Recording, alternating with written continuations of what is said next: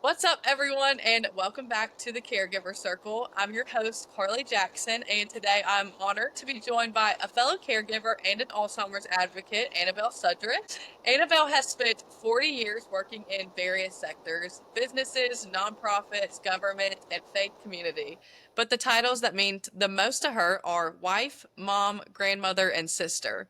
These days, she gets to share what she's learned by leading a dementia caregivers support group and hosting Joy Cafe, a monthly memory cafe where folks impacted by dementia can enjoy a meal, interact, and spend a little bit of time together. Annabelle enjoys helping people find connection, support, and a little bit of joy along the way. Welcome, Annabelle, to the podcast. Thank you, Carly. I appreciate you having me on. Yes, before we even start, I really do have to point out the fact that our organizations complement each other so well. Even though we just recently connected, when I found out that you hosted something called Joy Cafe, I just knew that we had to have a conversation because that's the perfect collab with Remember the Joy and all of the joy thing. Absolutely. And I think that's sometimes what we have to do when we're in the caregiver world is we've got to try to find joy wherever we can. Yes, I agree. So, start us off by telling us about your loved one with Alzheimer's. Who were they to you, and what were they like before Alzheimer's touched their life? Well, my loved one was my mom, Pat Coggins. My mom was the quintessential Southern lady. She grew up and lived almost all of her life in a small town, Kannapolis, North Carolina. She was a business lady. She rose to the highest level that a woman was in her business, which was a pretty big deal at the time. She was heavily active in our church. She sang in the choir, taught Sunday school, did some other things there. But what her biggest love was her family. She was fiercely devoted to her family. She did whatever it took to take care of my oldest handicapped brother, made sure that my other brother and I still felt loved and supported as well. And I don't honestly know how she did it all. And so she was my role model. She was my first friend and my best friend and my cheerleader. So we just had a wonderful relationship our whole life. And I appreciate you asking the question because I'd kind of forgotten about who she was before dementia, because dementia does change people so much. So thank you for helping me remind myself. You always have to remember those moments because you ended off in such a different place and spend a lot of years seeing them become someone that they never were. So it's really important to look back on the good times and who they were before they were just someone who had Alzheimer's. And as far as her decline, I know that we briefly discussed that she was diagnosed in 2013, but you realize looking back that there were some signs all the way from 2007. What were some of those signs that you remember seeing, and what was that final one that you knew this wasn't just normal aging and something bigger was going on? Well, back in 2007, looking back, so much more than when you were in the moment. One was she was getting angry about little things that would never have bothered her before. She was a very even-keeled lady. I didn't see her get angry very often in my whole life. And she would get so angry about some little things. So I kind of realized that was a little off. And she loved to go to Walmart, but she could not remember the word Walmart. She would have to use 25 different words. That big building that has food and it has clothes and it has gardening. She could not recall the word Walmart. So I thought that was a little bit interesting too. But I think what really helped us go, yeah, we probably need to dig deeper into this is she actually lived with us and in a mother-in-law suite. And we had dinner together every night. And we told her it was a Saturday that we were going to a baseball game with some friends, and then we were going out to dinner, so we would be gone late. We told her that all week. We told her that 5 times that day. We had a notepad system at the time that we would write things down for her to remember. If she wondered something, she could go look at the notepad. We get home after 9 o'clock. Her apartment is dark. We walk in. She's sitting at the table, mad as a hornet, waiting on us for dinner. And we said, okay, this is starting to get upsetting to her as well as to us. And it was time to dig deeper and find out what was going on. And Obviously, becoming a caregiver is such a huge life shift. Can you share what led you to make the decision that you would be the one stepping up to take on that role full time? Well, I really was the only person in my family that could do that. My oldest brother is handicapped, and my other brother wasn't in a position to help. And, my mom left Kannapolis to come and live with us to help us raise my nephew that we got custody of kind of in a very quick fashion. And so I felt like it was my time to give back to her. It was my turn to give to her. We realized I was still trying to work full time. My husband was still trying to work full time. We had 3 kids in middle school and elementary school, and we were trying to juggle all of that. And we just realized she needed more care than we were going to be able to do in little pieces. And so I felt like it was my time to give back to her what she had done for me all of my life. And taking on the caregiver role requires a lot of sacrifice that I think a lot of people don't really think about. What were some of the biggest challenges and sacrifices that you faced when you became your mom's primary caregiver? One of the ones I didn't see coming was we kind of became recluses. We weren't able to go out on weekends or to friends' weddings or other special events.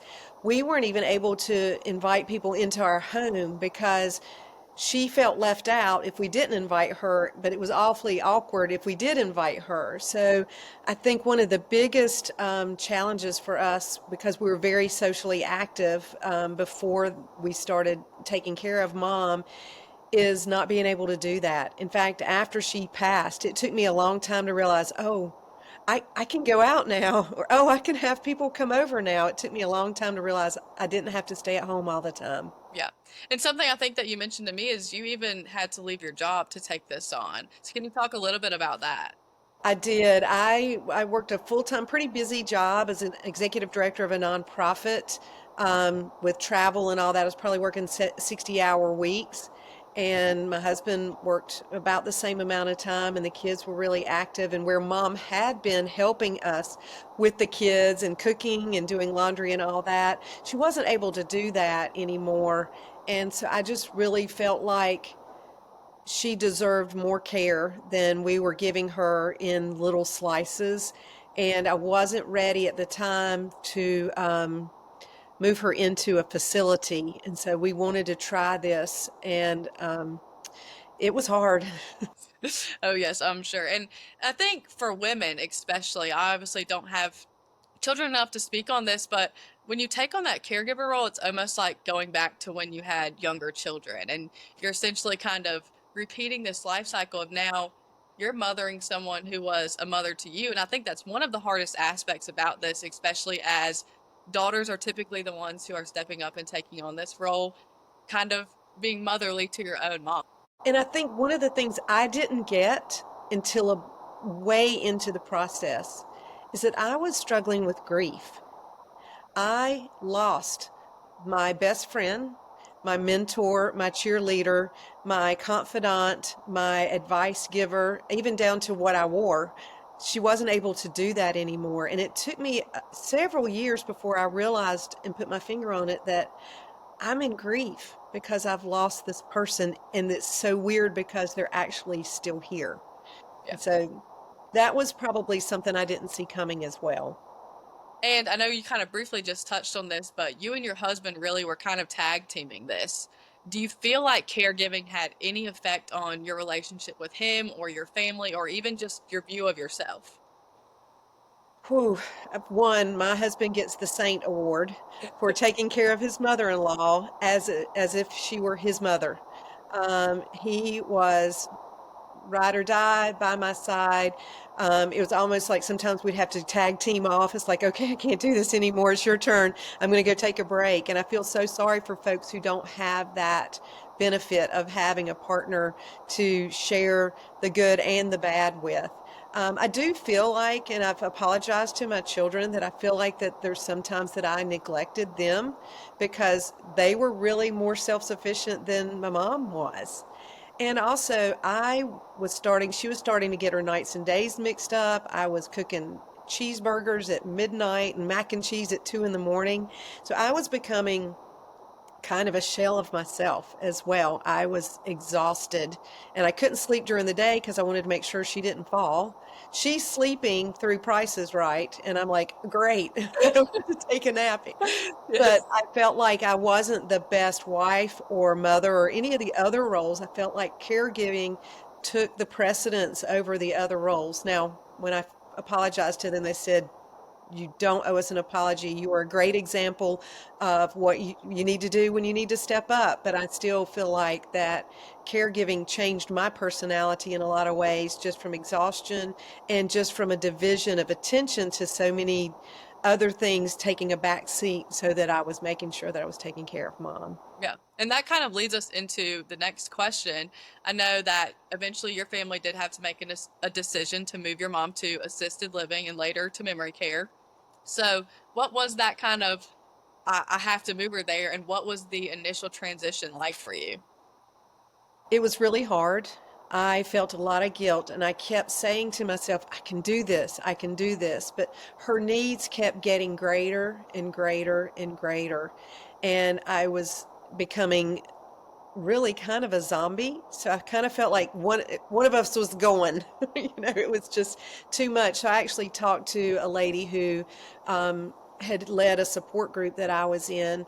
And she said, now is really a good time to move her because she's still social. And so she can enjoy the activities that they have and the dinners that they have and all of that. And so that gave me some confidence to move forward. I analyzed and overanalyzed. I researched facilities. We visited facilities. I finally found one that I thought was right. Took her there several times to play bingo and have lunch, to arrange flowers, things like that. The day that we finally moved her, I had one of our relatives who helped care for her on some times when I got some time off, took her away for the day, and we just like go, go, go, go, go, and moved all of her furniture into the new place to make it look as much like the facility, made the facility look as much like the apartment she was living in. But it still was really hard. She actually kicked me the day that I was leaving her, the first day. I was helping her put her shoes on, so I was in the position of getting You kicked. were in the And I danger zone said, for sure. "Go put her shoes on and walk me downstairs." And she was not happy and gave it wasn't hard. I survived, but it was kind of, now it's laughable. At that time, I'm like, okay, you need to get it out, and it did take a while for her to adjust. But the one thing I didn't realize that was a benefit is I got to be her daughter again.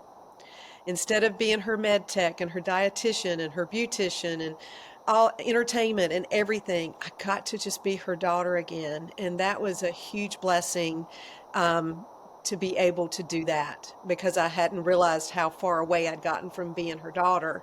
And I was just doing all the mechanics to keep her going. Yeah. And a lot of times during that transition to a memory care facility or assisted living or anything, the person making that move already feels so much guilt, so much guilt. And a lot of the times, people with Alzheimer's and dementia, they're not thinking about the way that you're feeling. So I think that always adds a lot of stress and a lot of guilt when it comes to that. But in the end, for safety purposes, for your mental health, for everything, that honestly is typically the best decision to make. So I know that it's hard in the moment, but looking back, know that you made a good decision and you did what was best for you and your family and her as well.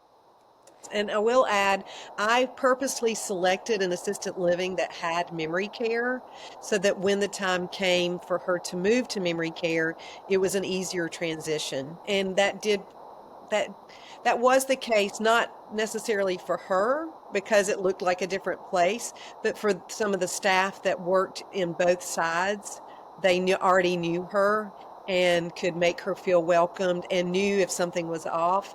And so that was probably one of the few things I did right in caregiving. Yeah, and I mean, making connections with those workers, when you find a good worker who really cares about your loved one, that makes all the difference in the world because you can sit at home and be stress free for 12 seconds of your day knowing that there's someone there who knows them and is looking out for them and is taking care of them. So I totally get what you're saying about that. And I know that you have turned your pain into purpose by helping others going through this same thing. Can you share what inspired you to start these community support programs, and what was it like to turn your idea into reality? So, first is the support group, and that was out of sheer necessity because I was going to a support group and it was ending. The facility that was hosting it was no longer going to host. And so I begged and pleaded with the lady who was running that support group to come to our church and lead a new support group. I promised her I would take care of all the administration. All she had to do was show up and spread the great information that she had. And then she left. And it took months. I mean, I was ready to give her my firstborn child just to get her to do this. But she finally agreed. And so we were able to, I could continue going to a support group and now was able to open it up to other folks, not only at our church, but in our community. We wanted this to be community wide. And I got one of the biggest blessings during the support group, and you have to do that when you're in dementia land. You have to look for the blessings, and they're small and hard to find sometimes. But one night, a friend who I had worked with 25 years earlier walked into the room, and Wow. I hadn't seen her, and we'd lost complete touch. And what a blessing to run into her again, so that we could lament. It was her mom that she was supporting as well. And then later, she told me about the idea of a memory cafe. And most people have heard of those. It's just a gathering of people with memory loss and their caregiver. And so together we brainstormed how we could do that at our church and then started Joy Cafe. We wanted to call it something other than memory because we don't talk about dementia. We don't, nobody knows that's what our the club is, because we don't want it to be that way. And so I've been able to take what I've experienced and now helping other people during their journey. And that makes so much sense about why you go through a trial if you're able to bless someone else when they're going through that. If you go through the trial and then just say, I'm done with dementia, you've missed part of the lessons to be learned. And so it's been the lady that started leading our group left during COVID, and we weren't able to get her back. So I ended up being the leader, which, I really just am the facilitator because everybody brings such great information to the group. But then the Joy Cafe's been going for about a year now, and it's been a real blessing to everybody that's involved with it, volunteers as well as loved ones and caregivers. Can you tell us a little bit about what a typical day at Joy Cafe looks like, and who really is it for? Who's coming and what are you guys doing? So it's for someone with a memory issue, whether that's Parkinson's or Alzheimer's, whatever dementia it is, and their caregiver. And they come at 11:30, and we do some activities, whether it's a seek a word or bingo, or some activity that is special for folks with memory issues. We're trying to make sure it's appropriate for them. And then we have a delicious meal, home cooked meal, and then we have a program. Each month has a different theme. So like this month, May, is Garden and Goat Party. We are going to have fresh cut flowers from a local farm, and we'll do flower arranging. And then we are going to have baby goats that I'm so people can excited to be there. hold. No, it's going to be so cute. We've partnered with this farm in York before, and so we're so excited that each month is a different theme. In February, we did Puppy Love, which was the therapy dogs came in, and we had spaghetti like Lady and the Tramp, and just, we kind of take these themes a little crazy You sometimes, but I have to. think You have to it's have all the fun. whimsical and fun. We've gone to a day at the beach and tossed beach balls around. I mean, each month is different. We try to keep it appropriate for our folks, so we try to keep it lower sensory and not have too many things on the table. The thing that's such a blessing is when we decided to do Joy Cafe, we have never had to recruit one volunteer. Everybody has come and said, you're going to need volunteers for this, and I have had dementia in my life. And so everybody who's there understands. So if somebody's not having a great day or something, what the caregiver feels is embarrassing, not a problem. We all understand. And I think that's the beauty, that it's a safe place. And Tammy Calvin, my friend, and I created this as a place where we thought our moms would have loved to have come if they'd have been able to. My mom had passed by then, and her mom was not ambulatory enough to come out. And so we created something that we thought that everyone would love to come to. And it's at our church, at Good Shepherd Church. And some of the staff that's right in the front door, they said, gosh, we come step at our door at 1 o'clock every Joy Cafe day, so we can see all the smiles as they're coming out. And so it is joyful for everyone. And we take care of the caregiver as much as we do the loved one. It's not buffet, so that they're holding two plates and figuring everything out. It's plated meals.